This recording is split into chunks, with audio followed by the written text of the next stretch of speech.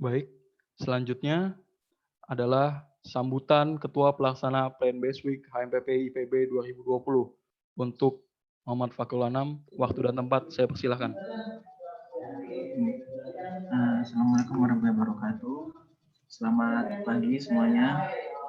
Sebelumnya perkenalkan, saya Fakhrul Anam selaku Ketua Pelaksana pada acara Plan Base Week kali ini. Mengucapkan terima kasih kepada teman-teman panitia dan juga Bapak Susianto Seng yang telah berkenan untuk berbagi mengenai materi vegan kali ini.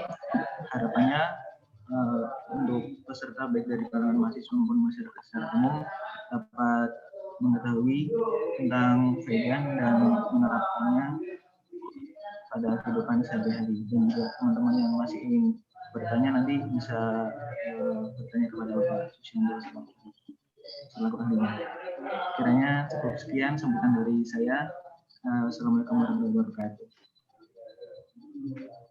Terima kasih atas sambutan dari Ketua Pelaksana Plan Base Week HMPP IPB 2020. Kemudian kita akan lanjut pada sesi penyampaian materi yang akan disampaikan oleh Bapak Dr. Susianto Seng. Ya, sebelumnya saya akan menjelaskan sekilas kurikulum vitae dari pembicara kita satu ini. Baik, Bapak Dr. Susianto Seng merupakan Doktor Gizi Kesehatan Masyarakat Fakultas Kesehatan Masyarakat Universitas Indonesia dengan predikat summa cum laude. Beliau sekarang merupakan dosen pascasarjana Kesehatan Masyarakat Stikes Kuningan. Selain itu, beliau juga memiliki jabatan yang sangat keren nih, teman-teman. Di antaranya yaitu Presiden International Vegetarian Union, Presiden Asia Pacific Vegetarian Union, pendiri Southeast Asian Vegetarian Union, Ketua Indonesia Vegetarian Society. Saat ini beliau menjabat sebagai pendiri dan Presiden World Vegan Organization sejak tahun 2018, Sekretaris Jenderal Indonesia Vegetarian Society sejak tahun 2015, Presiden Vegan Society of Indonesia sejak tahun 2006, dan Ketua Yayasan Tempe Internasional sejak tahun 2011. Selain itu, beliau juga memiliki kesibukan lain seperti konsultan gizi Rumah Sakit Royal Progress, konsultan Perkin Elmer Singapura. Beliau juga sering menjadi pembicara di banyak negara, seperti di Indonesia, Singapura, Malaysia, Thailand, Korea, Jepang, dan negara-negara lainnya. Selain itu, beliau juga merupakan penulis buku dari buku-buku yang berkaitan dengan vegetarian dan vegan, teman-teman. Baik, selanjutnya sesi pemaparan materi oleh Bapak Dr. Susianto Seng. Untuk waktu dan tempat, saya persilakan, Pak. Terima kasih. Baik, terima kasih Arif. Selamat pagi Bapak Ibu semua dan adik-adik mahasiswa. Hari ini kita akan belajar bersama satu topik yang diberikan oleh panitia kepada saya, dan terima kasih kepada panitia ya, Saudara Akmal dan juga kawan-kawan untuk seminar ini. Baik, topik kita hari ini seperti yang disampaikan oleh moderator tadi, Mas Arif, bahwa kita akan bahas satu topik tentang veganism, yaitu sebuah gaya hidup berbasis nabati, atau di dalam jurnal-jurnal penelitian ilmiah sering kita kenal dengan istilah plant-based ya, plant-based diet atau plant-based lifestyle. Tetapi di dalam bahasa komunitas kita sering menggunakan istilah vegan. Dan dalam bahasa Indonesia, saya bersyukur kita memiliki satu kata yang tepat sekali untuk menjelaskan dan mengartikan vegan, yaitu adalah nabati. Jadi kalau kita bilang diet nabati artinya diet vegan, atau diet vegan artinya diet nabati, atau diet plant-based ya kalau dalam bahasa Inggris, atau plant-based diet. Jadi gaya hidup vegan atau plant-based ini adalah sebuah strategi yang bisa untuk sustainability. Sekarang semua kita berbicara masalah sustainability ya, karena terbatasnya sumber daya alam, sehingga kita perlu sekali untuk belajar bagaimana dari semua aspek kehidupan, termasuk salah satunya itu yang setiap hari kita lakukan. Ada yang 3 kali sehari, ada yang 2 kali sehari, bahkan ada yang 4 kali sehari. Itu adalah makanan ya, makanan minuman. Dan itu tentunya sangat sekali perlu untuk sustainable. Dan nanti saya akan tutup dengan satu slide terakhir dari sebuah foundation yang namanya juga keren sekali, itu Eat Foundation. Jadi Eat itu Eat dari makan gitu ya. Mereka membuat satu guidance gitu ya. Saya senang sekali guidance itu. Jadi bagaimana untuk mengusahakan sebuah sustainability yang untuk produksi makanan. Jadi produksi makanan yang bisa sustainable, yang bisa berkelanjutan, yang bisa bertahan ya. Itu adalah ada 3 poin di situ. Nah, nanti saya akan bahas di ujung ya. Intinya adalah pertama, most plant. Jadi sebanyak mungkin makanan kita itu bersumber dari makanan nabati. Kedua, just enough.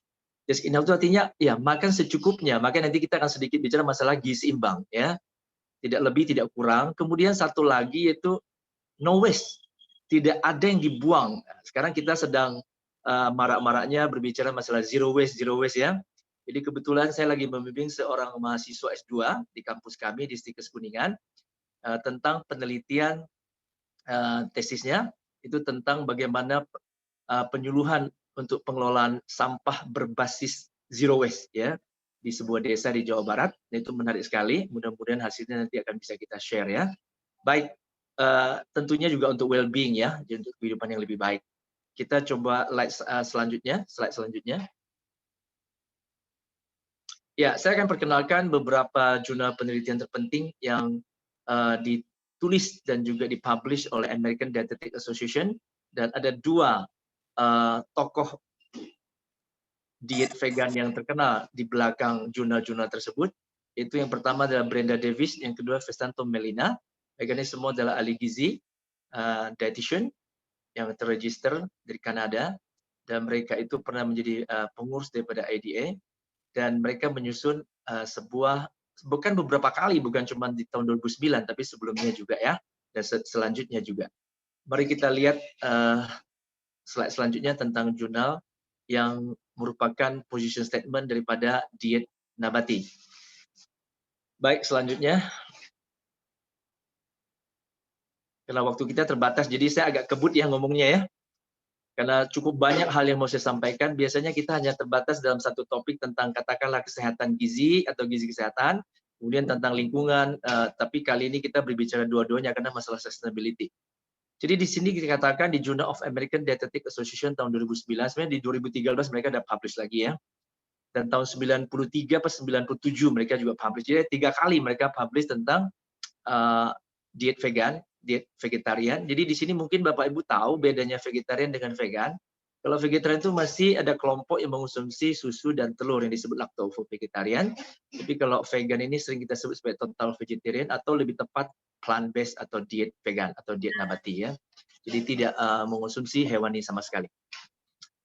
Di sini katakan bahwa kalau kita mengonsumsi makanan nabati yang diatur ya, yang direncanakan secara baik, maka itu akan sehat memenuhi semua kebutuhan gizi kita, ya, artinya tidak akan kurang gizi, dan juga memiliki keuntungan dan pencegahan berbagai jenis penyakit gitu ya. Slide selanjutnya. Ini sengaja saya masukin bahasa Inggris karena kemarin saya ada share ya acara kita ini di grup-grup vegan nasional dan internasional, dan beberapa teman di luar negeri sempat bertanya ini dalam bahasa apa. Saya bilang mix antara Inggris dengan bahasa Indonesia karena mereka tidak ngerti bahasa Indonesia. Jadi saya munculkan beberapa slide yang penting dalam bahasa Inggris gitu ya. Dan kebetulan ini memang jurnal bahasa Inggris, jurnal internasional, jadi saya tidak menerjemahkannya ke dalam bahasa Indonesia.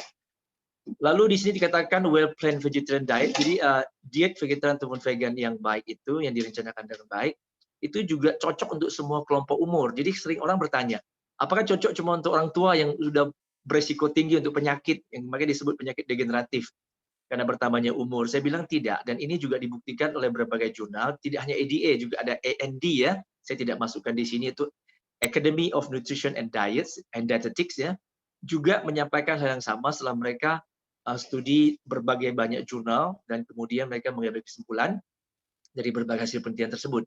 Bahkan juga mereka melakukan meta-analisis ya.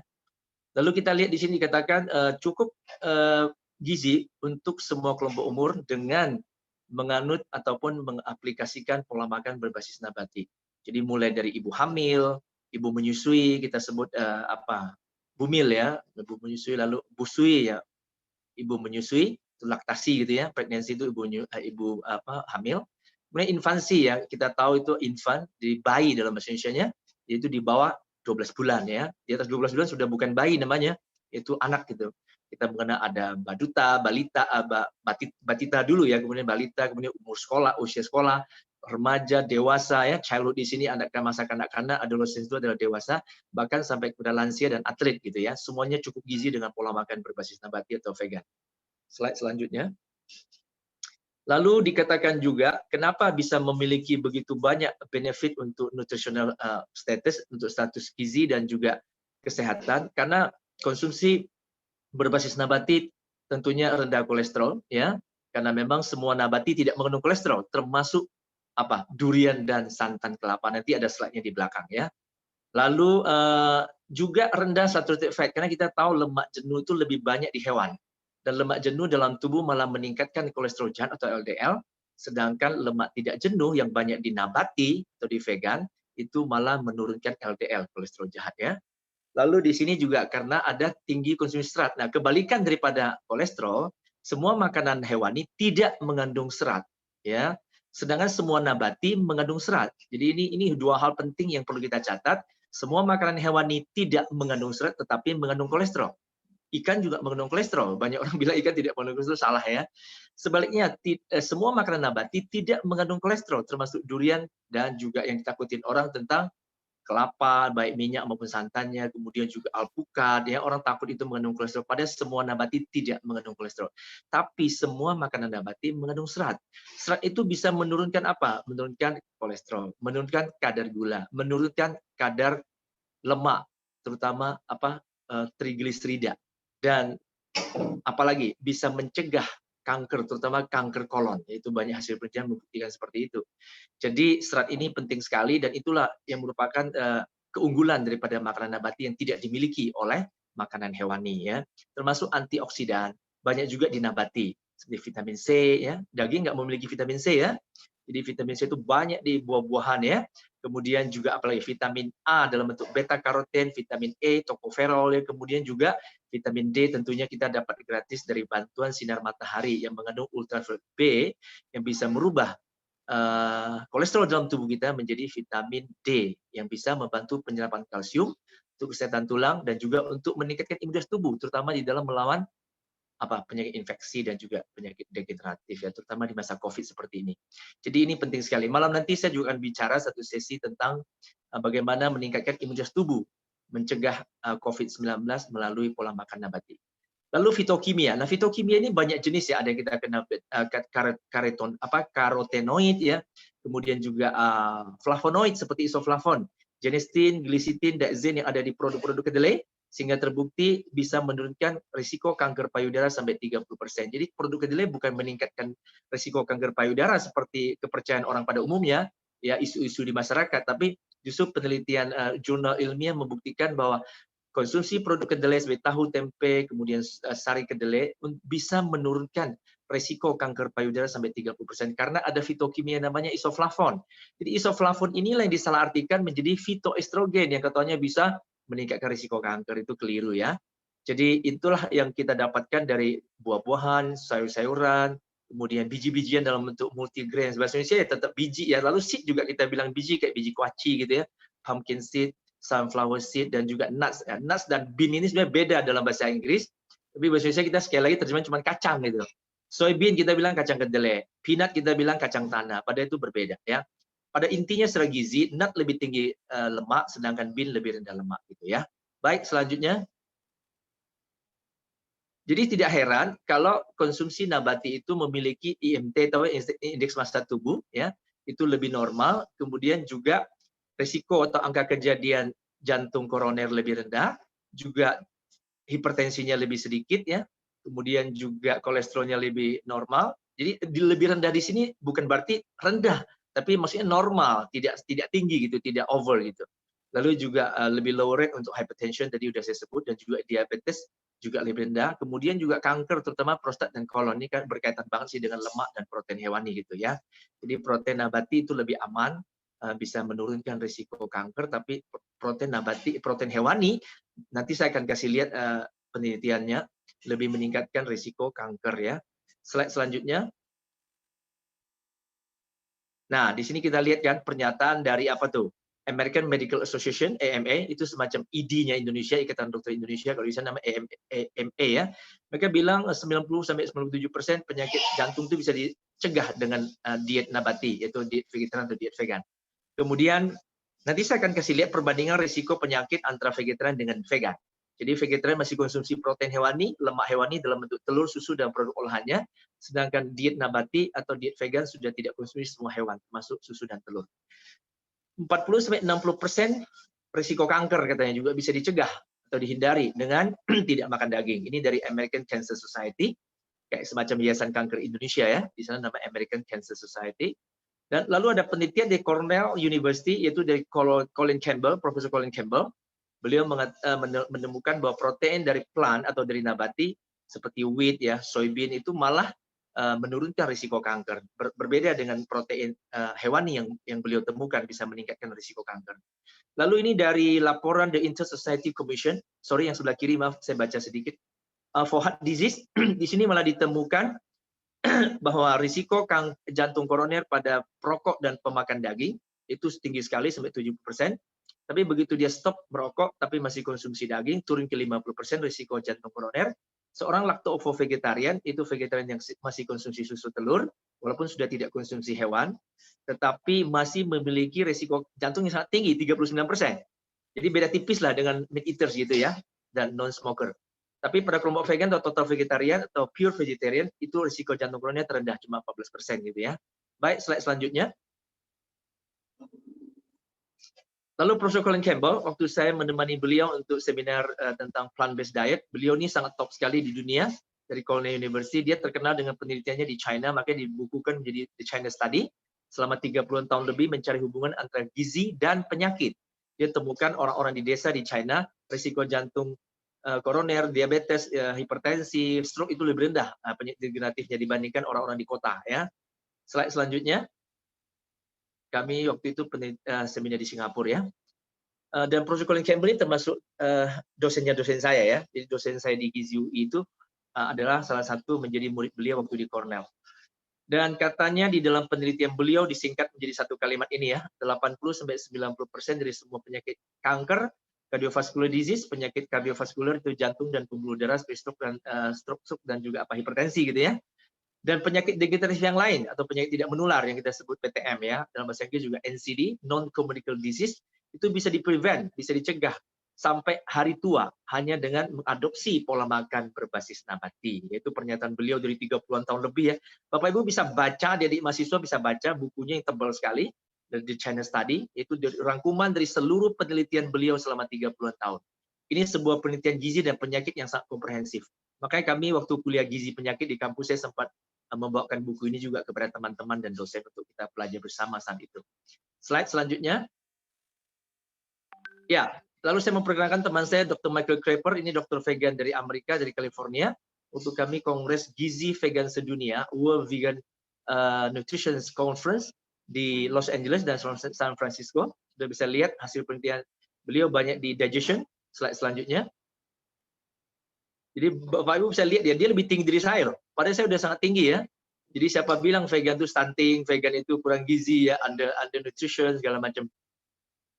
Sebetulnya kalau kita lihat anatomi tubuh manusia, kita lebih mirip kepada herbivora. Kita tidak mirip karnivora sama sekali dalam hal kolon, liver, kidney dan segala macamnya. Usus kita panjang banget mirip herbivore, sedangkan karnivora biasanya ususnya pendek gitu ya. Baik, jadi sehingga kita tidak cocok sebetulnya untuk konsumsi daging dan juga hewan yang lain. Slide selanjutnya. Lalu yang kedua saya perkenalkan Dr. Neil Bernard. Beliau adalah pendiri dan juga presiden dari PCRM, Physician Committee for Responsible Medicine, yang berbasis di Washington DC. Kami memiliki sekitar 5.000 lebih dokter dan ahli gizi vegan di sana. Ya, saya juga menjadi anggota beliau. Slide selanjutnya. Itu waktu pertemuan kami di Los Angeles ya. Nah, di sini ada sebuah penelitian yang dipublish oleh PCRM, yang ketuanya dari Dr. Neil Bernard.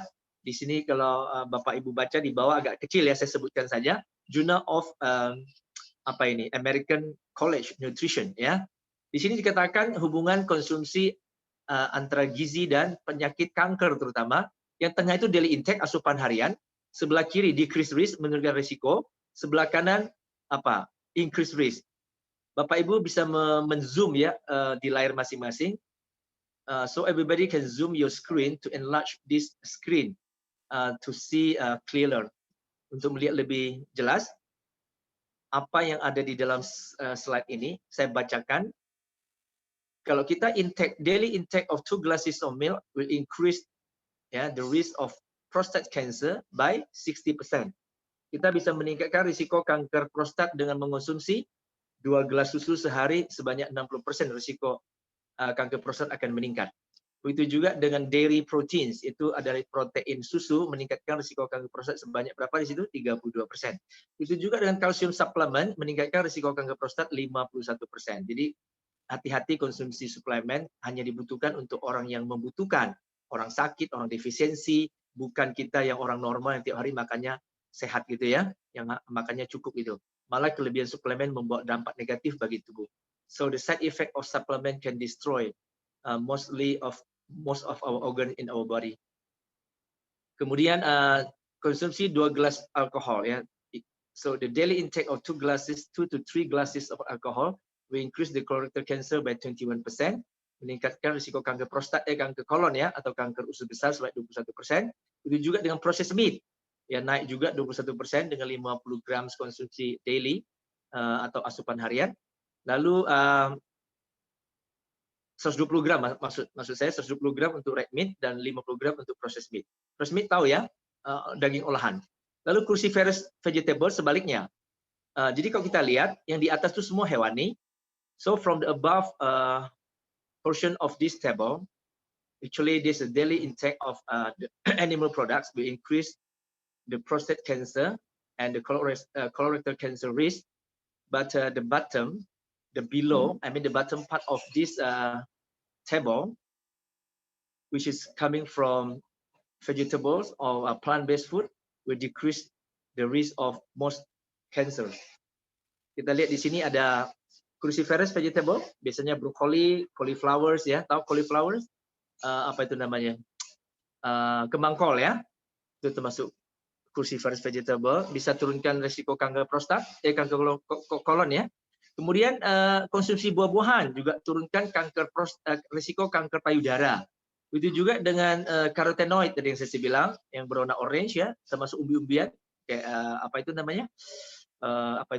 ubi jalar gitu ya, bukan hanya buah-buahan dan sayur-sayuran yang orange, bisa turunkan juga risiko kanker payudara. Dan di sini saya sebutkan di awal tadi, natural soy foods can decrease the risk of breast cancer by 30%. Jadi menurunkan risiko kanker payudara sampai 30% dengan konsumsi produk-produk dari soy itu soya atau kedelai ya. Kemudian produk tomat atau tomato products bisa turunkan risiko gastric cancer, jadi kanker lambung by 27%, 27% ya. Lalu western diet yang kita sebut yaitu fast food atau junk food ya, makanan sampah gitu ya. Fast food itu makanan sampah, artinya malah meningkatkan risiko kanker lambung 200% gitu ya. Lalu healthy lifestyle, gaya hidup sehat itu penting sekali. The healthy lifestyle can decrease the risk of all cancers by how many percent? 30% ya. Jadi turunkan risiko semua jenis kanker loh, bukan kanker tertentu ya. All cancers sebanyak 30%. Tolong slide selanjutnya. Oke, yang ketiga saya perkenalkan Dr. John McDougall. Ini juga teman saya yang baik, dokter yang sangat sangat mantap sekali dalam membantah tentang teori bahwa konsumsi starch bisa meningkatkan risiko diabetes gitu ya. Judul bukunya tentang starch itu luar biasa ya. Kita lihat selanjutnya penelitian beliau tentang hipertensi. Jadi risiko hipertensi bukan risiko lagi, ini penyakit hipertensi pada pasien di rumah sakit itu uji klinik, ini clinical trial dengan konsumsi diet nabati saja, very low fat, sangat rendah lemak, artinya tidak gorengan, tidak perlu obat selama 11 hari bisa turun tensi daripada penderita hipertensi yang 140/90, kita sebut hipertensi tahap 1 ya. Itu turun ke berapa? 17 poin sistoliknya dan 13 poin diastolik. Jadi artinya berapa tuh? Tinggal 123/77. Normal banget setelah 11 hari diet nabati atau diet vegan tanpa obat. Ya, dan ini clinical trial loh ya, bukan community trial. Slide selanjutnya. Slide selanjutnya. Yang keempat, Dr. Michael Greger. Ini top sekali kita sebut adalah dokter tidak pernah tidur. Karena setiap hari dia menghasilkan satu artikel, satu video. Hanya istirahat di Sabtu dan Minggu ya. Senin sampai Jumat dia produktif sekali. Beliau adalah Dr. Vega di California juga. Mari kita lihat penelitian-penelitian beliau. Oke, risiko hipertensi. Sebagai kelompok kontrol, mahasiswa-mahasiswa yang sudah mengadakan penelitian, baik itu skripsi, tesis maupun disertasi, ataupun yang sudah belajar tentang mata kuliah METLIT ya, metodologi penelitian, atau biostatistik ya, tentu tahu tentang ini. Jadi kalau kita pakai sebagai kelompok kontrolnya non-vegetarian, maka risiko hipertensi bagi kelompok semi-vegetarian turun ke 0,77 terhadap kontrol yang satu. Lalu pesco vegetarian itu masih konsumsi ikan, turun ke 0,62. Lacto-ovo vegetarian itu masih konsumsi susu dan telur, turun ke 0,45. Dan vegan yang terendah ya itu cuma 0,25. Jadi 4 kali lebih rendah daripada non-vegetarian untuk risiko hipertensi. Ini diterbitkan di Journal of Public Health Nutrition tahun 2012. Bapak Ibu bisa lihat di bawahnya dengan p-value. Jadi bagi yang sudah penelitian sudah ngerti p-value itu 0,0001 rendah banget. Jadi signifikan sekali, sangat bermakna ya. Biasanya public health kita hanya menggunakan p-value di bawah 0,05. Kalau clinical trial di bawah 0,01 gitu ya. Oke, slide selanjutnya. Risiko diabetes juga sama profilnya. Bapak Ibu lihat, terendah adalah pada kelompok vegan ya. Slide selanjutnya. Diabetes overweight, kita menggunakan BMI atau indeks massa tubuh ya. IMT dalam bahasa Indonesia. Itu kalau di bawah 25 itu termasuk normal ya. Di atas 18,5 sampai 25 itu normal. Di atas 25 sudah termasuk gemuk, overweight. Di atas 27 sudah obes atau obesitas. Jadi Bapak Ibu lihat semua kelompok pola makan selain vegan semuanya tidak mencapai BMI atau IMT yang normal, masih di atas 25 semua, ya. Tetapi pada kelompok vegan bisa 23,3. Saya cuma punya IMT 22,75, ya. Jadi normal sekali, ya, dengan tinggi badan 176 cm dan berat badan 70 kilo, ya. Kadang-kadang malah 69, 68.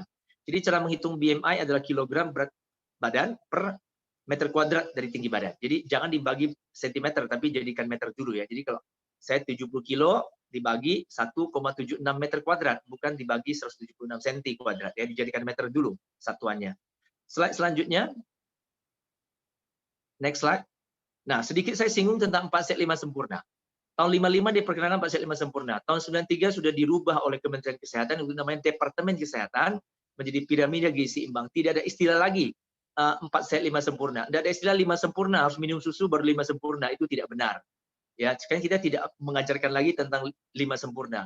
Jadi tidak minum susu, tidak konsumsi susu, tetap gizi kita bisa sempurna. Itulah revisi Depkes terhadap 4 set 5 sempurna pada tahun 93.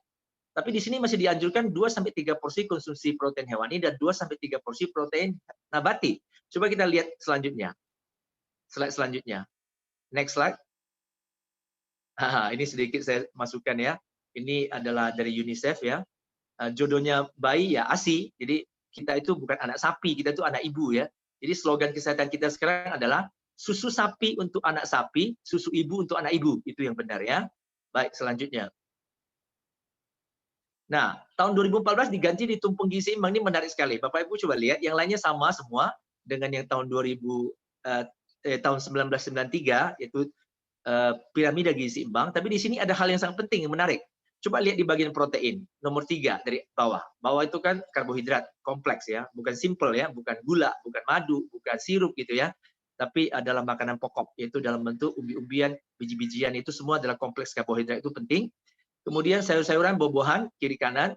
Lalu di atasnya ada protein. Di sini tidak ada anjuran 2-3 porsi protein hewani dan 2-3 porsi protein nabati, tapi cuma dianjurkan konsumsi 2-4 porsi protein, titik. Nah, itu artinya tidak wajib konsumsi protein hewani. Bisa disubstitusi dengan protein nabati. Di atas ada GGL, gula, garam, dan lemak ya. Baik, selanjutnya. Nah, ini isi piringku tahun 2017 ini penting sekali ya. Jadi nanti malam saya akan bicara ini untuk mencegah dan meningkatkan imunitas tubuh ya, mencegah COVID-19 atau penyakit infeksi yang lainnya. Jadi di sini pemerintah dalam hal ini Kemenkes, Kementerian Kesehatan tidak menggunakan istilah porsi karena banyak masyarakat awam bingung apa itu porsi. Satu porsi sayur itu berapa sih? Satu porsi buah itu berapa sih? Jadi dipakai bagian. Kalau bagian semua orang ngerti. Isi piring dibagi 4 bagian. sepertiganya harus diisi dengan makanan pokok, sepertiga lagi sayur-sayuran. Jadi makan sayur tidak cukup cuma 2 helai ya Bapak Ibu, adik-adik mahasiswa. 1/6 lagi buah-buahan. Jadi makan buah tidak cukup cuma 1 potong kecil, 1 potong dadu ya, mesti sepertiga. Jangan komplain. Saya sering seminar di kampus, banyak mahasiswa bilang buah tuh mahal Pak. Saya bilang buah lokal murah meriah, gizinya lebih bagus dan tidak kalah dengan buah import. Siapa suruh makan buah import? Buah import mahal, tapi buah lokal murah. Contoh kiwi mahal, tinggi kalium, bisa turunkan tensi. Tapi kita ganti dengan pisang. Pisang juga tinggi kalium, bisa turunkan tensi juga ya. Murah meriah. Lalu 1/6-nya adalah lauk pauk. Lauk pauk di sini bisa dibagi 2 kalau panduan umum ya, bukan yang vegan, yaitu 1/12. 1/12 kalau adik-adik mahasiswa hitung tinggal 8% ya. 8% itu lauk pauk hewani. Jadi total daripada isi piring kita ini anjuran Kemenkes sebetulnya 92% adalah vegan, nabati. Yang 8% itu boleh nggak saya ganti dengan nabati? Boleh. Jadi pada prinsipnya protein nabati tidak kalah kuantitas maupun kualitasnya itu ya dengan nabati, terutama dari protein soya ya atau kedelai. Nanti saya akan buktikan. Lalu kita lihat di sini, kalau kamarnya beda, tidak boleh saling substitusi. Tapi kalau dalam kamar yang sama, bisa saling disubstitusi. Contohnya, makanan pokok. Kamar makanan pokok, kita tidak wajib makan nasi. Ya, boleh diganti dengan umbi-umbian ataupun biji-bijian. Kita bisa menggantikan sayur import dengan sayur lokal dalam kelompok kamar sayur-sayuran. Kita bisa gantikan buah import dengan buah lokal, itu dalam kamar buah-buahan. Kita bisa menggantikan protein atau lauk pauk hewani dengan lauk pauk nabati yang tidak kalah kuantitas dan kualitasnya di dalam kamar lauk pauk. Baik, slide selanjutnya. Contoh isi piringku ini saya ambil di sebuah hotel restoran di Jepang ya, waktu kami Kongres Vegan Sedunia tahun 2018 di Tokyo. Bapak Ibu bisa lihat ya, ini contoh-contohnya semua nabati ya. Slide selanjutnya saya akan buktikan secara gizi apa kandungan yang ada di dalam makanan nabati dibandingkan hewani. Jadi inilah piramida makanan gizi seimbang yang bisa dicapai melalui pola makan diet nabati. Jadi kata kuncinya, Bapak Ibu adik-adik mahasiswa tidak usah ikut diet yang macam-macam, yang aneh-aneh yang diajarkan di masyarakat yang lagi ngetren-ngetren, tetapi ikutilah panduan dari Kemenkes dan Kementerian Kesehatan di seluruh dunia, semua negara, yaitu gizi seimbang. Oke? Dan saya mau pastikan gizi seimbang bisa dicapai, bisa dipenuhi dengan diet nabati. Ya, itulah statement dari kami para dokter ahli gizi yang berkecimpung di bidang gizi nabati atau plant-based diet ya. Slide selanjutnya, dan itu semua dibuktikan dengan jurnal penelitian, bukan katanya-katanya gitu ya. Kita lihat perbandingan protein. Secara kuantitas lebih tinggi nomor 1 di kedelai, 34%. Ada nomor 2 saya lupa masukin, kacang tanah 28%, kacang hijau bisa 24%, sedangkan daging hanya berkisar 9-23%. Telur proteinnya rendah, yaitu cuma 12-13%-an, dan ikan hasil laut juga cuma 16-25%. Secara kualitas, kita menggunakan, bukan kita, bukan saya, tapi oleh WHO, oleh FDA, dan juga oleh FAO, sudah menggunakan prinsip ataupun panduan ataupun patokan atau referensi untuk kualitas mutu protein menggunakan PDCAS. Maaf saya lupa masukin karena terlalu banyak slide-nya ya. Protein Digestibility Corrected Amino Acid Score, namanya PDCAS. Untuk kedelai, yaitu 1 nilai skornya, memenuhi semua asam amino esensial yang 9 itu yang dibutuhkan oleh tubuh kita dan tidak mampu diproduksi oleh tubuh kita. Dan itu sama skornya 1 dengan kasein protein susu, dan juga putih telur. Tapi masih di atas protein, mutu protein daging sapi yang cuma 0,92 ya. Jadi PDCAS ini digunakan untuk menggantikan patokan referensi lama pakai PER, Protein Efficiency Ratio, yang tidak tepat untuk penggunaan manusia. Karena penelitiannya adalah untuk hewan, itu hewan percobaan tikus ya. Berbeda profil kebutuhan asam amino esensial pada hewan dengan manusia. Contohnya hewan lebih butuh tinggi asam amino esensial metionin untuk pertumbuhan bulu dan juga pertumbuhan tubuhnya yang sangat pesat. Jadi tikus percobaan itu dalam 1 minggu sudah menambah berat badan 2 kali lipat berat lahir. Sedangkan manusia hanya dalam 1 tahun, bukan 1 minggu ya, 1 tahun 52 minggu hanya naik 3 kali lipat berat badan manusia dari berat lahir ya, bayi. Jadi bayi 1 tahun itu normalnya itu beratnya adalah 3 kali berat lahir gitu ya. Jadi kalau berat lahir 3 kilo, maka berat bayi 1 tahun itu kira-kira 9 kilo itu normalnya. Jadi kita berbeda kebutuhan asam amino esensial kita dengan hewan percobaan, sehingga mutu protein menggunakan PER tidak bisa dipakai untuk manusia, sehingga WHO, FDA, dan FAO menggunakan PDCAS yang penelitiannya pada manusia sejak tahun 93. Oke, jadi mutu protein kedelai tidak kalah dengan hewani, bahkan lebih tinggi daripada dagingnya. Slide selanjutnya. Ini penelitian saya, tesis S2 saya di Gizi FKM UI tentang status balita vegetarian dan non-vegetarian. Jadi di sini tidak ditemukan adanya balita vegetarian dan vegan yang kurang gizi, baik itu berat badan per umur, berat badan per tinggi badan, dan juga IMT per umur ya. Jadi tidak ada perbedaan signifikan dengan non-vegetarian. Bahkan tingkat obesitas pada balita non-vegetarian lebih tinggi daripada yang vegetarian. Slide selanjutnya. Nah, ini beberapa contoh. Itu ada ratusan yang kami teliti, hampir 500 se-Indonesia, tapi dalam penelitian sekitar 150 balita. Slide selanjutnya. Ya, ini adalah contoh solid ya, ataupun bukti solid Alexander Dargas. Kemudian ada Robert Chick yang saya tidak masukkan. Mereka adalah juara dunia bodybuilder, ya, binaragawan vegan. Jadi mereka punya six pack. Coba lihat ada six packnya itu. Itu bukan dari daging, susu, tapi dari tahu tempe dan tahu tempe ya. Baik, selanjutnya. Zat besi tinggi juga di bayam. Lihat film Popeye. Ya, Popeye kalau mau berantem makan bayam. Istrinya Olive melambangkan minyak olive atau olive oil, minyak zaitun. Yang tinggi omega 3, 6, dan 9, linoleat, dan juga oleat. Itu adalah lemak tidak jenuh yang bisa turunkan LDL dalam tubuh kita, lemak kolesterol jahat ya. Slide selanjutnya, zinc juga banyak di dalam nabati. Kedelai juga, tauge, kecamba, bahkan benih gandum itu tinggi banget ya. Kemudian jamur ya, selada, dan macam-macam lah ya, semua ada di dalam makanan nabati, zinc. Slide selanjutnya, kalsium. Ini mitos yang besar sekali. Coba lihat dari bawah, Bapak Ibu, adik-adik mahasiswa. Yogurt kalsiumnya 120, susu sapi 118. Jadi salah kalau kita mengatakan susu sapi mengandung kalsium paling tinggi. Susu sapi kalsiumnya tidak tinggi, bahkan absorpsinya kalah dengan sayur-sayuran. Absorpsi kalsium atau penyerapan kalsium paling tinggi itu ada di brokoli, 62%. Nomor 2 di sawi atau bok choy, itu sekitar 54%. Saya nggak masukkan di sini ya, saya sampaikan secara lisan saja. Bisa nonton sih video-video ini di YouTube channel saya, The Science of Vegan. Tolong dicatat, The Science of Vegan. Jadi ilmu, saya ilmu vegan. Saya udah bikin 15 video. Bapak Ibu bisa nonton, tidak panjang, cuma 8-10 menit. Salah satunya membahas tentang kalsium. Ada besi, ada omega 3, omega 6, karbohidrat, kemudian juga hubungan penyakit tadi yang kita bahas di depan, tapi dalam satu video terpisah, yaitu tentang hubungan bagaimana diet nabati bisa menurunkan risiko penyakit, berbagai jenis penyakit degeneratif ya. Lalu kita lihat ke atas, coba lihat. Biji wijen 1160 mg itu lebih tinggi 10 kali kalsiumnya daripada susu sapi ya. Kemudian agar-agar 400 mg, hampir 4 kali kalsiumnya lebih tinggi daripada susu sapi ya. Kemudian almond juga hampir 2 kali di atas susu sapi kalsiumnya. Kacang-kacangan semua rata-rata di atas kalsium susu sapi ya. Baik, slide selanjutnya. Omega 3, omega 6, biji labu lihat 42% pada omega 3-nya dan 15% omega 6 di dalam biji kuaci labu kuning, tahu pumpkin seed ya. Kemudian kita lihat lagi nanti slide selanjutnya, saya nggak tahu saya masukin apa enggak. Coba slide selanjutnya. Kayaknya ada. Ada untung ya. Jadi di sini kita ada mengenai biji chia seed ya, atau flaxseed dalam bahasa Inggris, itu tinggi banget.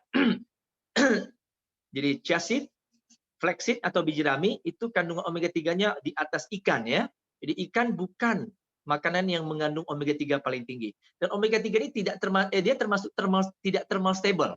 Jadi dia tidak tahan panas. Jadi kalau ikan dimasak ya banyak rusak. Dalam sebuah penelitian saya baca omega 3 dari ikan yang digoreng hilang 75%. Ya, jadi kalau kita makan omega 3 dari chia seed, dari flaxseed, itu tidak akan hilang karena nggak usah digoreng, ya nggak usah dimasak. Biji-bijian kok. Chia seed kayak kita makan kuaci nggak usah cuma dikeringkan, nggak usah dimasak kan. Jadi chia seed itu gampang sekali kayak biji biji selasih, tinggal dilarutkan ke air, dia ngembang, dicampurkan ke air, dia ngembang lalu diminum gitu ya. Flaxseed dia kayak biji wijen, tinggal di grinder gitu, di blender lalu campurkan ke makanan gitu ya. Oke, slide selanjutnya.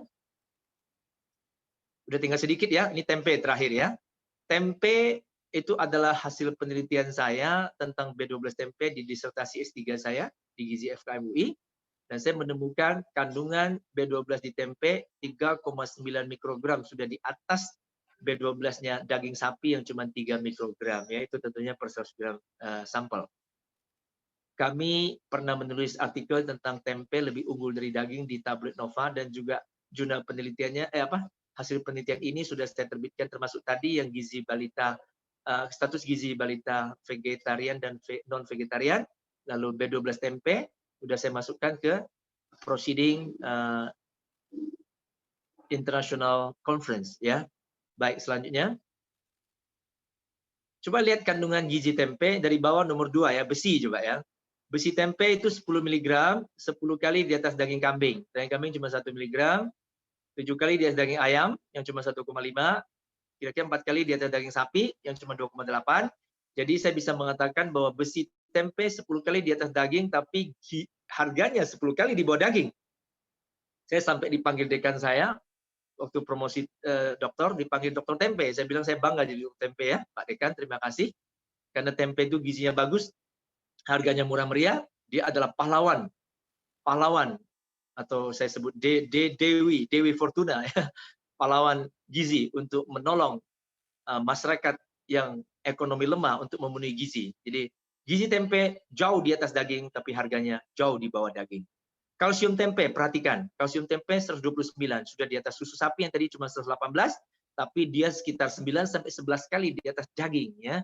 Coba lihat, daging sapi cuma 11 mg, daging ayam cuma 14 mg, sedangkan daging kambing cuma 11 mg. Lihat bagian kalsium di tengah-tengah ya. Jadi kalsium tempe 10 kali di atas, bahkan 11 kali ya, di atas daging kambing dan daging sapi, dan sekitar 9 kali di atas daging ayam. Lalu protein tempe setara dengan daging sapi, daging ayam, dan lebih tinggi daripada daging kambing. Kalorinya lebih rendah dari ayam, lemaknya lebih rendah, jauh lebih rendah daripada daging, dan lemak tempe biasanya lemak tidak jenuh, seperti omega 3, omega 6, dan omega 9, dan kadarnya sedikit dibandingkan dengan daging atau hewan yang lainnya. Jadi pada prinsipnya tempe sama dengan produk nabati yang lain, produk vegan yang lain, lebih rendah lemak dibandingkan daging dan produk hewan lainnya. Dan lemaknya juga lemak sehat, yaitu lemak tidak jenuh, unsaturated fat, bahkan polyunsaturated fat, yaitu PUFA dan MUFA, ya, monounsaturated fatty acid. Ya, itulah kira-kira perbandingan gizi antara tempe dan berbagai jenis daging. Ini adalah hasil penelitian dari Direktur Gizi Depkes tahun 92 ya, dipublish oleh Depkes tahun 92. Baik, slide selanjutnya. Kolesterol, ini saya kira udah terakhir nih. Kolesterol yang menyumbat pembuluh darah kita, bisa ke jantung, bisa ke saraf, sehingga bisa stroke dan penyakit jantung koroner. Dan kolesterol terdapat di mana? Bapak Ibu coba lihat slide selanjutnya. Next slide. So, brain ya, saya sengaja masukkan lagi dalam bahasa Inggris biar teman-teman yang dari luar negeri yang tidak mengerti bahasa Indonesia bisa menyimak dalam slide bahasa Inggris. Jadi brain, otak paling tinggi, nomor 2 kuning telur, ya, kemudian jeroan, lalu seafood, lalu daging. Itu semua mengandung kolesterol. Sedangkan pada produk nabati, termasuk coconut oil, minyak apa itu, kelapa, santan kelapa, durian, zero kolesterol. Tidak ada kolesterol sama sekali. Oke? Slide selanjutnya. Nah, ini kita masuk sedikit ya, kalau masih ada waktu, saya singgung ada 4-5 slide tentang lingkungan ya. Jadi meat eating itu disebut-sebut sebagai bagian ataupun aksi yang paling merusak lingkungan ya. Pada tahun 99 oleh Union of Concerned Scientists ya. Slide selanjutnya. Lalu dalam Bapak Ibu bisa baca, dan saya juga memberi tugas ini ke mahasiswa-mahasiswa S2 di mata kuliah KESLING, Kesehatan Lingkungan, Environmental Health, untuk membuat ringkasan jurnal daripada Livestock Long Shadow dari FAO, Food and Agriculture Organization, yang dipublish tahun 2006, yaitu livestock contribute ya. Jadi hewan ternak atau sektor peternakan memberikan kontribusi kepada pemanasan global sebanyak 18%. Itu yang tertinggi loh. Nanti kita lihat pie-nya ya, grafik pie-nya. Jadi dia 18% jauh lebih tinggi daripada semua transportasi. Darat, udara, laut dikumpulkan jadi satu masih cuma 13%, masih di bawah peternakan ya. Jadi terutama di CH4 sama N2O-nya. Karena daya ikat CH4 itu kuat sekali, sekitar 25 kali daripada CO2. Daya memerangkap panas ya, dan N2O itu lebih tinggi lagi, 298 sampai 300 kali daripada CO2. Slide selanjutnya, saya cepat-cepat aja ya. Lihat ini pie-nya ya. Peternakan 18%, penyebab utama pemanasan global. The highest contributor for global warming is coming from livestock. Mengalahkan transportation ya, even higher than transportation sectors, 13%, hanya 13%. Lalu yang lainnya kecil-kecil ya. Slide selanjutnya. Ini sumbernya dari apa? Livestock Long Shadow ya. Ini angka 18% tadi tidak termasuk ini loh. Penanganan macam-macam ya, penanggulang mengangkutnya, kemudian airnya dan segala macam, termasuk pestisida kimia untuk produksi pestisidanya, pupuk kimia itu semua nggak dihitung loh. Distribusinya belum dihitung. Kalau dihitung-hitung total-total menjadi apa? Slide selanjutnya. Coba lihat, this is total contributors, total contribution from the livestock sectors to the global warming. 51%, 51%, including all the sectors, ya, menggabungkan semua sektor daripada peternakan yang saya sebut tadi itu, pengangkutan, distribusi, pupuk, ya, dan macam-macam dah, ya, tinggi sekali sampai 51%, ya. Slide selanjutnya. Oke, untuk menghasilkan 1 kg daging sapi membutuhkan 16 kg grain atau biji-bijian. Jadi bayangkan kalau kita konsumsi satu hidangan atau satu meal daripada daging sapi, kita memakan makanan 16 orang yang lain. Kira-kira begitu ya. Oke, ini kasihan sekali. Begitu banyak tanah digunakan untuk penanaman biji-bijian yang sebetulnya bisa untuk manusia yang lapar, tapi diberikan kepada livestock. So much land is needed for crops to feed livestock, but not humans. Terutama, actually, especially for the hungry humans, ya, for the hunger. Jadi untuk kelaparan dunia, ya, ini kasihan banget, ya. Slide selanjutnya.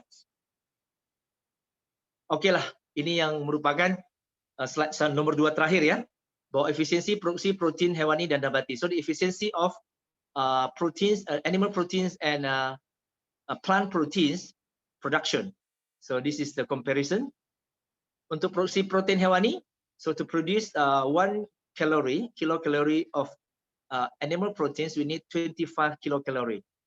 Jadi kita butuh 25 kilocalorie rata-rata, ya, di average kilocalorie untuk memproduksi 1 kilocalorie daripada protein hewan menggunakan 25 kilocalorie bahan. Sedangkan untuk memproduksi 1 kilocalorie protein nabati kita hanya butuh 2,2. So you can compare 25 to 2.2, almost 12 times higher in animal proteins, ya. Jadi di protein hewani tinggi sekali penggunaan bahannya, sumber daya alam sampai 12 kali lebih tinggi daripada nabati. Sebagai contoh, ayam broiler 4 kilocalorie, ayam Turki 10 kilocalorie, susu sapi 14 sama dengan daging babi, kemudian telur 39, daging sapi 40, dan daging kambing paling tinggi menggunakan bahan untuk memproduksi 1 kilokalori protein. Kambing membutuhkan 57 kilokalori, ya. Baik, slide selanjutnya. Ini yang terakhir, sustainability of food production. Ya, jadi untuk sustainability produksi makanan, mari kita lakukan most plant, just enough, and no waste. Baik, terima kasih Bapak Ibu dan adik-adik mahasiswa. Demikian yang bisa saya sampaikan. Mohon maaf kalau menyita waktu yang terlalu panjang, tapi saya ingin menyampaikan secara komplit. Sebetulnya masih banyak bahan yang lain, tapi terbatas waktu, saya mohon maaf. Tapi saya yakin dengan bahan tadi sudah cukup memberikan gambaran dan pengetahuan buat kita semua. Baik, terima kasih Bapak Ibu semua dan adik-adik mahasiswa.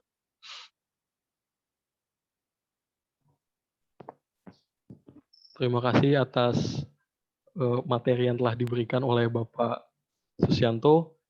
Baik, saya akan mencoba meringkas materi yang beliau sampaikan tadi. Jadi, konsumsi pangan nabati secara berkelanjutan dapat memberikan banyak manfaat, khususnya untuk kesehatan tubuh manusia, yaitu dari tingkat kolesterol yang rendah, kemudian menurunkan risiko kanker, menurunkan penyakit-penyakit degeneratif seperti diabetes, tekanan darah, dan menurunkan obesitas.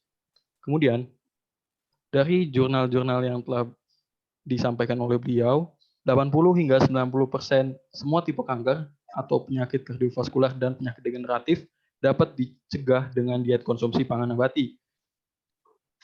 Pangan-pangan nabati ini memiliki sumber protein yang lebih baik dari daging, sumber zat besi, zinc, kalsium, bahkan kandungan protein yang lebih baik. Selanjutnya, hubungan konsumsi pangan nabati dengan aspek lingkungan. Sejak tahun 1999, konsumsi daging sudah dinyatakan sebagai penyumbang kerusakan lingkungan terbesar, yaitu sebesar 18%, lebih tinggi dibandingkan dengan transportasi, yaitu 13%. Laporan World Watch Institute menyatakan jika semua kegiatan yang berhubungan dengan bidang peternakan ini diperhitungkan dan dipertanggungjawabkan, itu bertanggung jawab atas 32.564 juta metrik ton CO2 per tahun, yaitu sebanyak 51% emisi dari global warming dunia. Selanjutnya, selain itu untuk 16 kg biji-bijian itu menghasilkan 1 kg daging, sehingga dengan konsumsi daging 1 kilo itu merupakan 16 porsi dari konsumsi pangan orang lain. Selain itu untuk sustainability food production dari Foundation Eat Foundation menyarankan untuk pertama yaitu mengonsumsi pangan-pangan nabati sebanyak-banyaknya. Yang kedua yaitu jangan lupa untuk makan secukupnya dengan gizi yang cukup juga. Yang ketiga yaitu no waste atau zero waste. Baik, selanjutnya adalah sesi tanya jawab. Pada sesi tanya jawab ini sebelumnya saya akan menyampaikan pertanyaan-pertanyaan yang telah ditanyakan lewat slide. Baik, untuk pertanyaan pertama Pak, Ya, ada yang bertanya, kalau biji kopi mentah atau green beans, apakah benar bisa untuk diet atau pelangsing, Pak? Terima kasih. ya, pada prinsipnya memang banyak manfaat daripada kopi, tapi juga ada side effect-nya kalau konsumsi berlebihan. Makanya selalu kita harus refer kepada gizi seimbang. Ya, apa arti gizi seimbang? Gizi yang sesuai dengan kebutuhan tubuh, tidak lebih dan tidak kurang. Lebih dan kurang kita sebut malnutrisi atau malnutrition. Dan banyak salah kaprah di masyarakat, hanya kurang gizi disebut malnutrisi. Padahal kelebihan gizi juga malnutrisi, obesitas, diabetes, ya itu juga malnutrisi ya. Jadi bukan hanya masalah kurang gizi. Pada prinsipnya yang kita anjurkan konsumsi secara raw ataupun mentah itu adalah sayur dan buah. Sedangkan untuk kelompok makanan yang lain kita anjurkan sebaiknya diproses. Proses di sini bukan berarti proses panjang lebar, tapi dimasak untuk membantu proses pencernaan dalam tubuh kita. Jadi jangan makan kedelai mentah ya. Jadi sebaiknya dimasak ya. Jadi jangan makan kacang hijau mentah gitu ya, sebaiknya dibikin bubur kacang hijau. Itu makanan yang baik sekali ya. Jadi makanya kita lihat di posyandu di mana-mana selalu konsumsi bubur kacang hijau ya. Dan kami dari Kemenkes, terutama di Direktorat Promosi Kesehatan, mengajak kami untuk membuat makanan yang untuk posyandu yang selain bubur kacang hijau, karena mungkin orang udah bosan dari dulu sampai sekarang itu aja gitu ya, bubur kacang hijau. Burjo kalau di Jawa kita bilang burjo, bubur kacang hijau. Jadi pada prinsipnya silakan Ibu. Kebetulan nih saya juga lagi bimbing satu mahasiswa tesis S2 gizi di kampus kami di Stikes Kuningan tentang bagaimana hubungan antara konsumsi kopi ya dengan berbagai variabel dependen, itu variabel tentang gula darah, tensi ya, kemudian apa lagi ya? Oke, dengan anemia itu HB ya, HB darah, kemudian juga dengan kualitas tidur ya, screening time ya, dengan ya berbagai ada 6 saya ingat ada 6 variable dependent. Jadi mudah-mudahan itu akan menghasilkan data yang bagus untuk kita sharing nanti. Jadi intinya gini Ibu yang bertanya, Ibu ya tadi yang bertanya ya. Jadi kalau saya bilang ikuti saja. Kalau mau diet nabati yang berbasis nabati yang secara gizi seimbang yang sudah saya bahas tadi, yang sesuai anjuran pemerintah, Kementerian Kesehatan. Jadi kalau yang namanya ini bisa mengobati ini ngobati ini, ya pada prinsip semua sayur-sayuran buah-buahan memang tinggi antioksidan, termasuk biji-bijian kopi ya. Kopi itu saya pernah meneliti kopi ya. Jadi kopi itu mengandung anti kanker yang kita antioksidan anti kanker kita sebut CGA, chlorogenic acid. Tetapi dia harus di roasting pada suhu yang rendah, jadi bukan suhu tinggi, itu bisa rusak. Dan kemudian susu tidak boleh dicampurkan ke kopi, seperti hasil penelitian dikirim oleh tadi yang saya perkenalkan Dr. Michael Greger ya. Di dalam penelitian jurnal itu menarik sekali, nanti adik-adik mahasiswa kalau berminat bisa saya share. Konsumsi kopi yang dicampur dengan susu sapi ya, kalau saya bilang susu artinya susu sapi, yang kita sering kenal cappuccino ya. Jadi kopi dicampur susu, itu susunya bisa ngerusak aktivitas antioksidannya, hampir mencapai 0. Turun drastis sekali ya. Jadi, tetapi ketika dicampur dengan susu kedelai atau sari kedelai, maka sari kedelai tidak merusak aktivitas anti kanker atau antioksidan, chlorogenic acid atau asam klorogenat daripada si kopi. Begitu juga dengan penelitian pada teh. Teh juga mengandung antioksidan yang disebut apa? Polifenol, sama seperti coklat. Jadi kalau teh dan coklat dicampur dengan susu, maka juga ngerusak, susu sapi ya, akan ngerusak aktivitas daripada polifenol di dalam teh dan coklat. Tapi ketika diganti dengan susu kedelai tidak merusak. Makanya di Jepang sekarang banyak orang minum kopi atau teh dicampur dengan santan kelapa ya, dicampur dengan susu kedelai, bukan dengan susu sapi gitu loh ya. Jadi itu yang menjadi tren baru. Waktu saya ke Jepang, ke Taiwan, kongres vegan, mereka juga menyuguhkan itu. Jadi saya pikir wah ini menarik sekali ya. Dan asam laurat yang ada di dalam santan itu sekitar 55%, itu adalah asam lemak yang sehat yang ada di ASI, susu ibu, dan sekarang ada di santan kelapa, dan itu di dalam tubuh akan menjadi tenaga, energi, tidak jadi kolesterol. Dia berbeda dengan lemak jenuh yang di hewan yang lain ya. Lemak jenuh yang di hewan, tapi lemak jenuh yang di dalam kelapa yang kita sebut asam laurat atau lauric acid sekitar 55%, dia termasuk medium chain fatty acid. Jadi asam lemak rantai menengah, cuman punya rantai karbonnya 12 ya. Dan itu dalam tubuh langsung jadi kalori dia.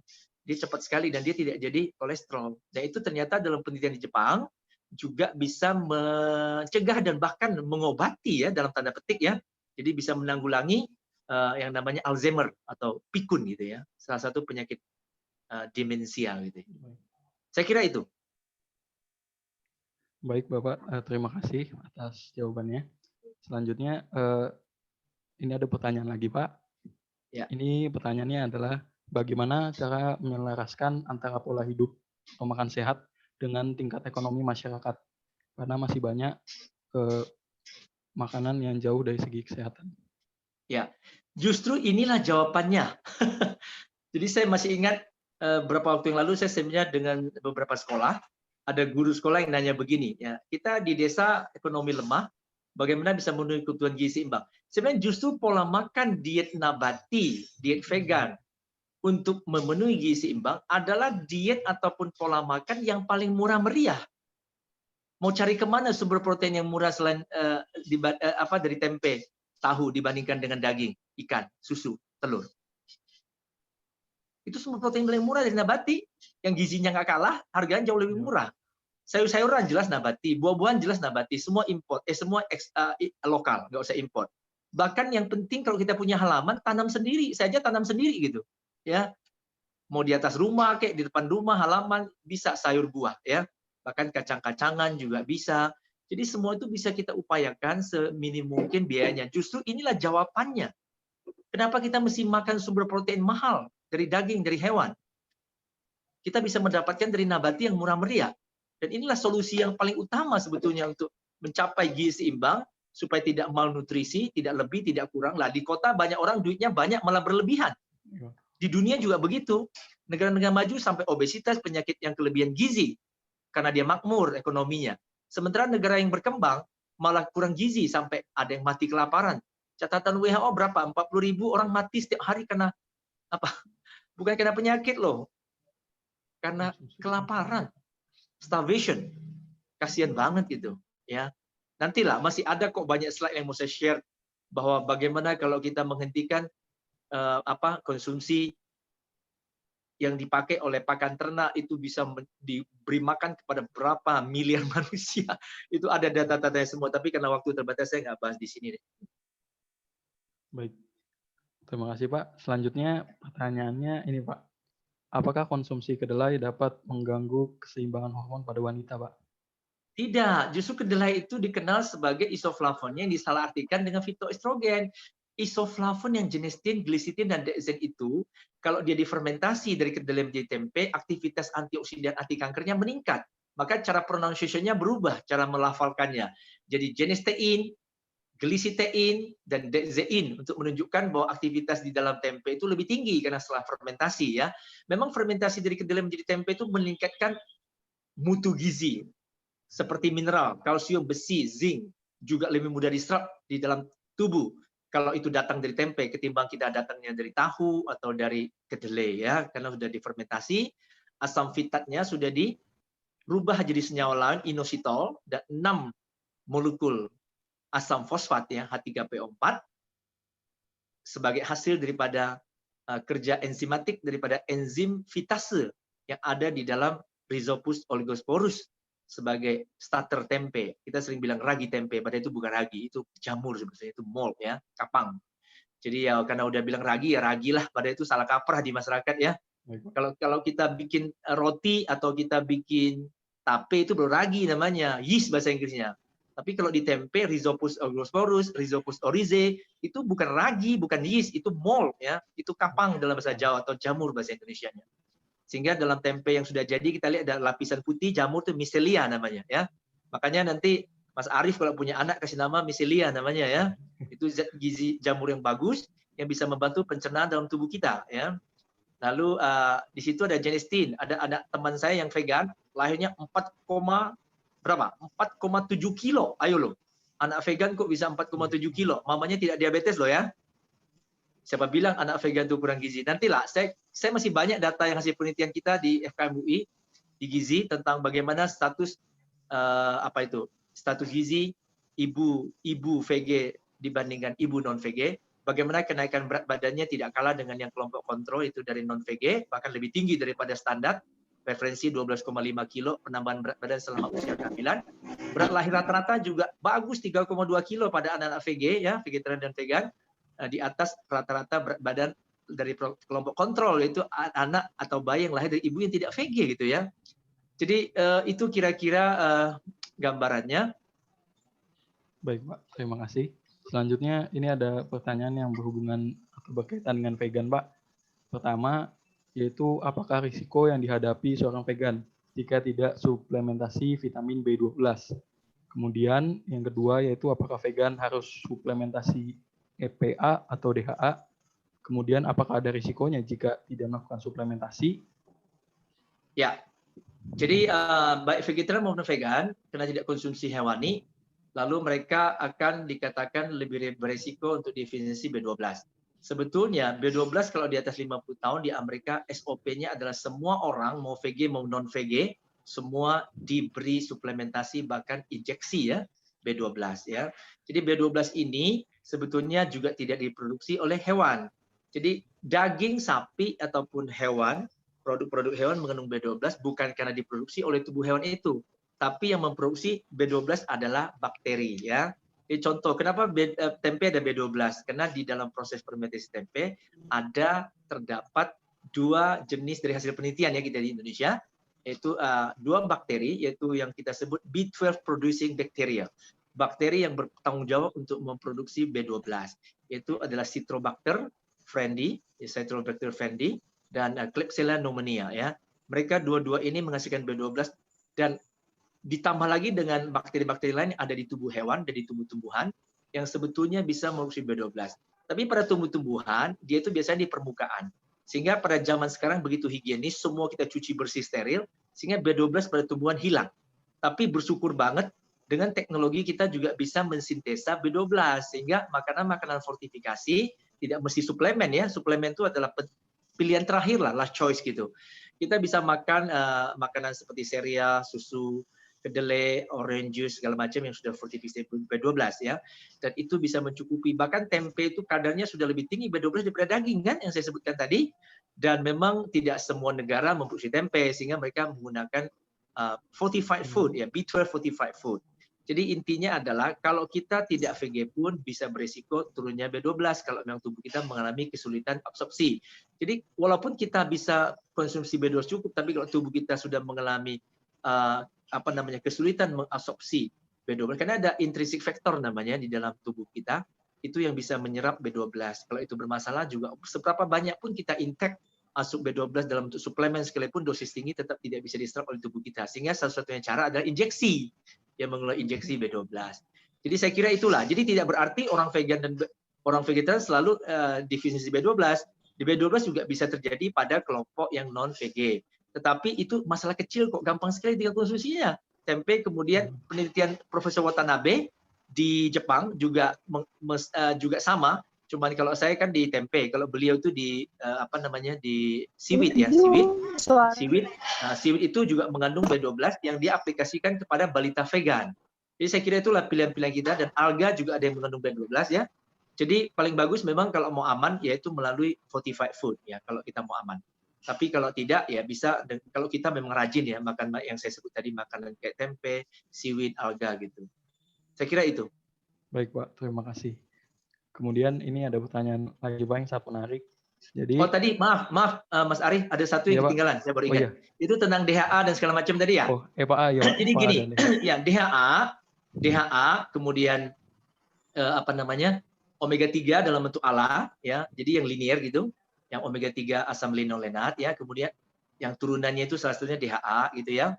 Nah, itu biasanya memang dihasilkan di dalam hewan laut, tapi juga ada di dalam seaweed. Tadi udah saya tunjukkan juga di biji-bijian. Bahkan biji-bijian tadi kan tinggi omega 3 ya, bahkan lebih tinggi daripada ikan. Seperti tadi biji rami atau flaxseed, lalu chia seed ya. Kemudian ada lagi biji kuaci ya, pumpkin seed ya. Kalau sunflower seed itu lebih tinggi omega 6, tapi rendah omega 3. Yang tinggi omega 3 dan omega 6 itu adalah biji kuaci yang dari pumpkin, yang biji labu yang warna putih itu. Nah, ini semua sebetulnya omega 3 yang namanya ALA itu dalam tubuh akan ALA ya, ALA dan alpha linolenic acid ya. Dalam tubuh akan bisa mensintesa yang namanya DHA. Ya, DHA yang lebih panjang. Jadi rantainya lebih panjang. Jadi dikatakan ini bisa membantu perkembangan sel saraf, itu betul. Tapi jangan salah paham dengan konsumsi omega 3 dan DHA. Dan DHA juga ada dalam ganggang walaupun tidak perlu diproses tubuh dari omega 3 jadi DHA. Di ganggang sini juga mengandung omega 3 dan DHA dalam bentuk DHA langsung seperti yang ada dari ikan. Dan sekali lagi sama kayak B12 yang memproduksi itu adalah mikroba, bakteri ya. Sedangkan omega 3 tidak diproduksi oleh ikan loh ya. Ikan tidak mampu memproduksi omega 3. Jadi dari mana ikan mendapat omega 3? Ikan mendapat omega 3 dari ganggang juga di laut yang dia makan dan fitoplankton ya. Jadi jangan salah. Jadi kita langsung makan alga juga dapat omega 3 dan DHA-nya. Nah, tubuh manusia juga dikaruniai Tuhan mampu mensintesa DHA dari apa? Dari omega 3. Jadi omega 3, omega 6 disebut esensial, tidak mampu diproduksi tubuh, tapi DHA tidak esensial. DHA itu tidak esensial karena tubuh manusia mampu memproduksi DHA. Begitu juga dengan omega 9, OLED. Tidak esensial karena tubuh manusia mampu memproduksi OLED atau omega 9. Tapi omega 3 dan omega 6 itu esensial karena tubuh tidak mampu memproduksinya. Saya kira itu, Mas Arief. Baik, Pak. Selanjutnya, Pak, ada pertanyaan lagi, Pak. Jadi pertanyaannya itu, apakah ada perlakuan khusus untuk membuat tempe agar rasio perbandingan kadar proteinnya hampir sama dengan daging? Kemudian yang kedua, apakah benar bioavailabilitas protein nabati lebih rendah daripada bioavailabilitas protein hewani? Kemudian bagaimana tadi saya bahas di atas dengan PDCS ya, jadi tadi mungkin tidak menyimak ya. Sudah saya bahas di depan PDCS panjang lebar itu loh. Saya sampai takut habis waktu jadi saya kebut gitu. Maaf ya kalau ada yang kurang ngerti gitu. Jadi PDCS itu menggantikan PR gitu ya.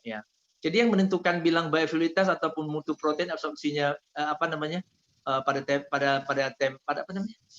nabati kalah dengan hewani. Jadi tolong bedakan bioavailability dengan mutu ya.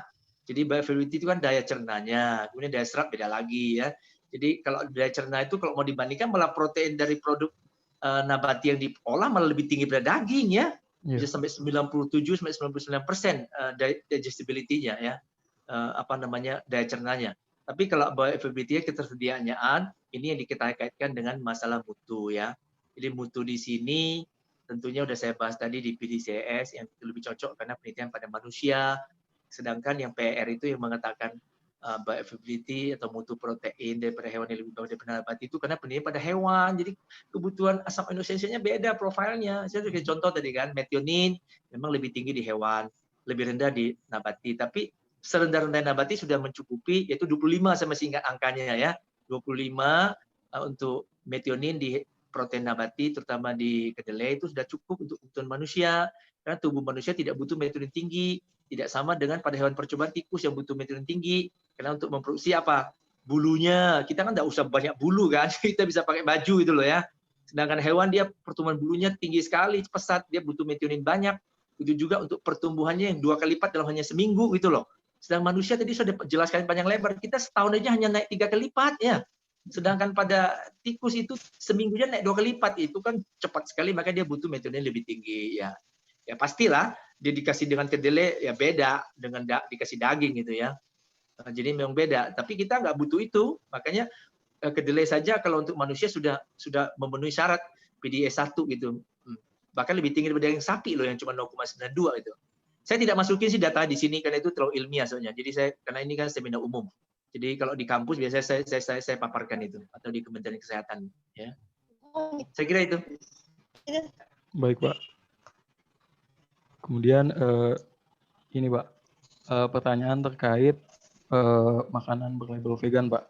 Jadi banyak makanan-makanan berlabel vegan di Indonesia yang masih mahal selain tahu atau tempe yang sering kita konsumsi. Kira-kira gimana ya, Pak? Maksudnya untuk merubah diri menjadi seorang vegan gitu. Bagaimana? Apakah Gini, ada sarannya, Pak? Terima kasih. gini, itu salah kaprah lagi. Makanan vegan yang disebut mahal itu adalah makanan sintesa atau makanan produksi atau kita sebut makanan pabrikan. Jadi kayak daging-dagingan dari vegan itu memang mahal. Kenapa? Karena itu produksi pabrik. Jadi ada yang namanya ham vegan, bakso vegan, apalagi chicken nugget vegan. Yang begitu pasti mahal karena buatan pabrik. Apalagi sebagian besar masih import, pasti mahal. Di Indonesia ada juga pabrikannya, tapi belum banyak. Tapi tetap lebih mahal, udah pasti. Jadi kita tidak menganjurkan kok konsumsi yang gitu-gituan ya. Konsumsi plant-based yang alamiah. Jadi ada kata kunci nih, tolong dicatat. Plant, oke, dimulai dari natural dulu deh. Natural whole plant food. Nah, itu kata kuncinya. Bahasa Indonesianya, makanan alamiah nabati utuh. Nah, kayak gitu ya. Atau makanan nabati utuh alamiah. Jadi alamiah artinya tidak banyak diproses, apalagi sampai pabrikan ya. Kemudian yang utuh tidak banyak diproses. Contohnya, lebih bagus makan tebu daripada makan gula pasir. Nah, gula pasir itu udah diproduksi ya, udah diproses ya. Maka disebut rafinasi, refined sugar, gula rafin. Lebih bagus makan gandum daripada makan tepung terigu atau apalagi jadi mie, bakpao, itu udah proses banget gitu ya.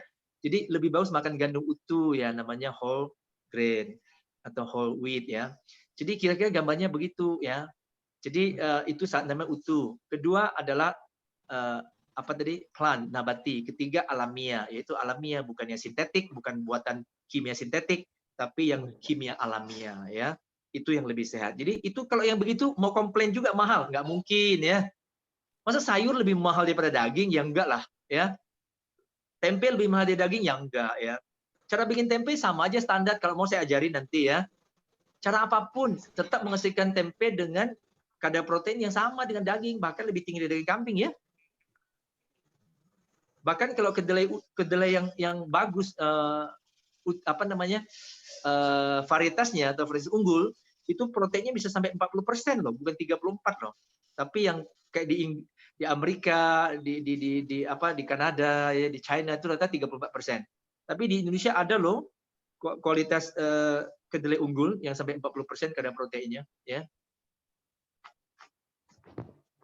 Baik, Pak. Terima kasih. Baik, Pak. Mungkin 2 pertanyaan lagi, Pak. Ya. Ya, jadi pertanyaannya yaitu dari manakah sumber vitamin D3 selain dari sinar matahari, Pak? Apakah vitamin D2 pada jamur itu sama efektifnya? Kemudian yang kedua, yaitu pangan nabati ini kan kaya prebiotik maupun probiotik. Nah, kira-kira antara prebiotik dan probiotik itu lebih penting yang mana, Pak? Terima kasih. Iya, jadi tempe itu ada prebiotik, ada probiotik ya. Jadi makanan-makanan difermentasi kayak kimchi dan segala macam. Saya tahu makanan Korea yang dari dari fermentasi. Kemudian juga dari Jepang ada natto ya, ada soto. Soto, soto itu makanan Indonesia ya. Miso ya. Miso, natto itu juga fermentasi dari kedelai, tapi menggunakan mikroba yang berbeda dengan tempe. Itu semua mengandung prebiotik dan probiotik. Dan prebiotik itu artinya makanan-makanan yang berasal dari serat, fiber, dietary fiber, yang kemudian dalam tubuh akan menjadi makanan untuk mikroflora, itu bakteri baik, sehingga memperbanyak koloni bakteri baik dalam tubuh kita, mikroba baik. Karena 70-80% daya tahan tubuh kita, imunitas tubuh kita, kekebalan tubuh kita itu terdapat di usus besar. Dan di situ perlu sekali ada koloni mikroba yang sehat, yaitu yang kita sebut mikroflora, yang makanannya adalah dietary fiber, serat yang ada di dalam katakanlah tempe, natto dan segala macam. Itulah yang kita sebut prebiotik. Kalau probiotik memang bakteri yang sudah ada, biasanya orang campurkan lactobacillus ya ke dalam makanan, minuman ya. Tapi saya sendiri lebih pilih yang prebiotik ya, secara alamiah gitu. Jadi jangan masukkan benda asing, apalagi sengaja dicampurkan gitu bakterinya ke dalam minuman, makanan, itu kan barang asing bagi tubuh kita. Belum tentu cocok untuk semua tubuh, tetap itu barang asing ya. Saya kira itu. Lalu untuk vitamin D ya, vitamin D itu kan ada di 3 D2 kan. Jadi Ada sekarang dalam bentuk D3 juga yang vegan ada ya. Kemudian jamur, kemudian juga kedelai itu mengandung vitamin D, dan tentunya yang terutama memang dari matahari lah yang murah meriah, bukan murah meriah, nggak boleh bilang murah meriah, memang gratis kok dari sinar matahari. Di sini perlu saya tegaskan, dulu kita cuma tahu sinar matahari yang ada ultraviolet, ternyata ultraviolet itu ada A dan B. Yang berfungsi untuk merubah kolesterol dalam tubuh menjadi vitamin D3 itu adalah ultraviolet B. Dan ultraviolet B itu lebih banyak di siang hari, di atas jam 10 ya, jadi jam 10 sampai jam 2. Dan sebelum jam 10 itu adalah lebih banyak ultraviolet A, tapi bukan berarti tidak ada yang B. Ada juga B tapi lebih sedikit kandungannya. Makanya anjurannya adalah pada pagi hari sebelum jam 10 kita jemurnya lebih lama sedikit, yaitu sekitar 30 menit. Tapi di siang hari jam 10 sampai jam 2 cukup 15 menit gitu. Ya, untuk paparan sinar matahari untuk mendapatkan vitamin D yang cukup bagi kita dalam sehari gitu. Jadi berjemur itu bagus ya, bisa meningkatkan vitamin D, untuk membantu penyerapan kalsium, untuk kesehatan tulang, untuk meningkatkan imunitas tubuh, dan juga vitamin D juga bisa mencegah terjadinya penyakit autoimun yang banyak diderita anak-anak muda sekarang ya. Kemudian juga ada yang namanya apa tuh, RA, ya, rheumatoid arthritis, ya, kemudian ada lagi MS, multiple sclerosis, lalu yang paling umum kita dengan lupus gitu ya. Itu semua adalah autoimmune disease. Kemudian ketika jemur juga bisa menurunkan atau menormalkan kolesterol, karena ternyata bahan baku pembentukan vitamin D adalah kolesterol gitu loh dalam tubuh kita. Saya kira itu ya. Baik Pak, terima kasih atas jawaban yang telah diberikan. Ya. Setelah ini sudah berakhir untuk sesi tanya jawabnya. Sebelumnya saya menyampaikan terima kasih untuk para peserta atas antusiasme dari banyaknya pertanyaan yang diberikan. Namun karena keterbatasan waktu, kami mohon maaf karena tidak bisa menyampaikan semua pertanyaannya. Jika ada yang ingin masih bertanya, bisa bertanya pada Bapak Susianto melalui media sosialnya, ataupun kunjungi channel YouTube beliau. Baik, ya, silakan. Pak, punten untuk pesan-pesan atau kata-kata terakhirnya yang perlu disampaikan untuk teman-teman yang ingin menjadi vegan, Pak. Oh, oke. Kalimat saya simpel aja. Kalau kita mau hidup sehat dan ramah lingkungan, maka belajarlah mengonsumsi lebih banyak makanan nabati, walaupun belum bisa menjadi seorang vegan, tapi konsumsi lebih banyak nabati adalah anjuran dari pola makan isi piringku yang secara matematis kalau kita hitung 92% isi piring kita itu adalah nabati ya, alias vegan ya. Kemudian 8% itu ya kalau kita mau pelan-pelan berubah menjadi nabati ya itu lebih bagus. Dan sesuai anjuran daripada Eat Foundation juga begitu kan? Eat most plant, ya, jadi artinya makan lebih banyak nabati ya. Kemudian juga makan secukupnya, ikuti paduan gizi seimbang, jangan berlebih dan juga jangan kurang, dan tentunya no waste ya, jangan buang-buang makanan. Karena membuang makanan itu adalah membuang rezeki sebetulnya. Dan kita prihatin, kita membuang makanan di sebaliknya di negara lain sudah kita malah kelaparan. Jadi ini sesuatu tindakan yang tidak etis sebetulnya ya, dan tidak berbudi luhur gitu. Saya kira itu anjuran saya. Mudah-mudahan kita bisa mendatangkan kehidupan di planet bumi yang lebih baik. Ini satu-satunya planet yang kita punya ya. Karena banyak sekali orang ke Mars, kemana-mana, tapi belum bisa hidup di sana kan. Jadi ini satu-satunya untuk kita, dan bukan hanya kita, ya, karena kita ini sudah sebuah komunitas yang kecil, sebuah keluarga dalam satu planet bumi. Dengan demikian, apa yang kita perbuat di belahan bumi sini, ataupun yang diperbuat oleh teman kita di belahan bumi yang lain, itu akan memberikan dampak kepada bumi yang lain, bagian atau belahan bumi yang lain. Jadi kita saling menjaga, ya. Kita adalah satu keluarga di bumi kita, sehingga sama-sama menjaga kelestarian lingkungan kita, dan kita sudah membuktikan secara ilmiah bahwa pola makan berbasis nabati atau pola makan vegan atau plant-based diet itu sangat bermanfaat untuk kelestarian lingkungan dan juga untuk kesehatan kita. Saya kira itu pesan saya, mudah-mudahan kita saling belajar dan saling memotivasi untuk menuju kehidupan dan bumi yang lebih baik. Terima kasih. Semoga juga dapat mendapatkan ilmu yang bermanfaat dan bisa diterapkan dalam kehidupan sehari-hari. Baik. Selanjutnya merupakan sesi pemberian sertifikat dan karikatur secara simbolis, Pak.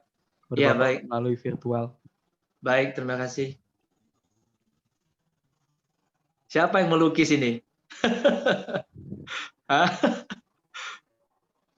Pinter ya yang melukis, mirip sekali.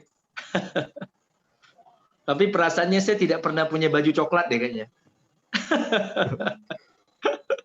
Ya, baik, terima Baik, kasih. Terima kasih kembali, Bercanda Pak. aja. Ya. Baik, untuk selanjutnya yaitu ada sesi foto bersama. Ya, Jadi baik, silakan. untuk teman-teman Ayo, sisiran diharapkan dulu, sisiran untuk dulu. membuka atau mengaktifkan kameranya.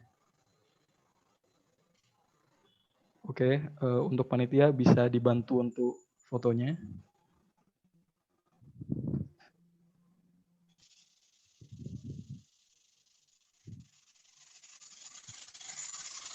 Baik, foto ini akan saya foto.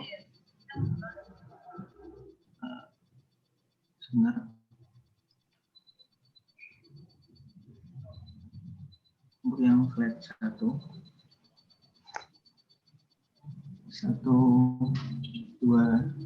3.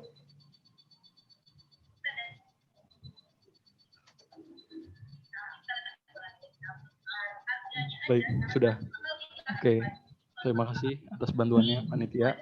Sudah semua screen di foto?